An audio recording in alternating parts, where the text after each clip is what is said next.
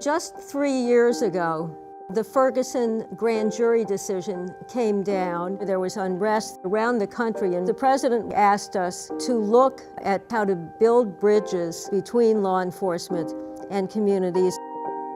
The Task Force on 21st Century Policing focused on community engagement and the co-production of public safety between law enforcement and citizens. We saw that social media would be a way to really make engagement work. This project is about understanding how the police can use social media to effectively engage with the public. I thought if we get into this social media data, we might be able to find a way to track how police have been doing in terms of building public relations and community engagement. And potentially we could also help the police identify ways to use social media more effectively. We're following hundreds of different law enforcement agencies, collecting every single tweet that they put out. But then we also collected public tweets that mention police to see what the public is saying in regard to police. Of the over 300 law enforcement agencies that we're following, we have over 500,000 tweets. We have over 65 million tweets from the public. People whose voices or perspectives that wouldn't be traditionally heard, they can express them on social media and we can capture them and try to create measures from there. Similarly, the police might be able to reach out in ways that they couldn't have before to reach new audiences.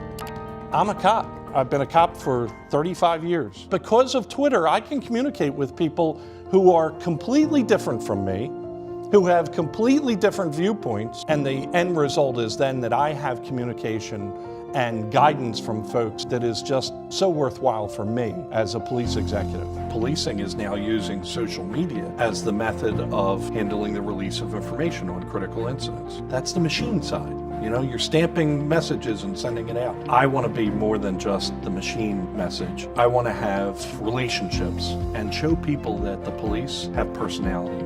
This is an opportunity for us to tell police officers, you know, what you do matters. So because of Twitter, I get to have conversations with cops and start to change the way they think. There is no doubt in my mind that because of Twitter, I have credibility in some areas that I would have never have had credibility in. It at least gives me the opportunity for people to say, whoa, hold on, that's the guy on Twitter who says X, Y, and Z. Let's hear what he has to say. What we found was any departments around the country can use social media very effectively. It doesn't have to be a large department. It doesn't have to be a department with a really solid technology capacity. And the more supportive the leadership is, the more effective their social media engagement becomes. I'm really hopeful that we'll be able to make some concrete recommendations for law enforcement agencies to use.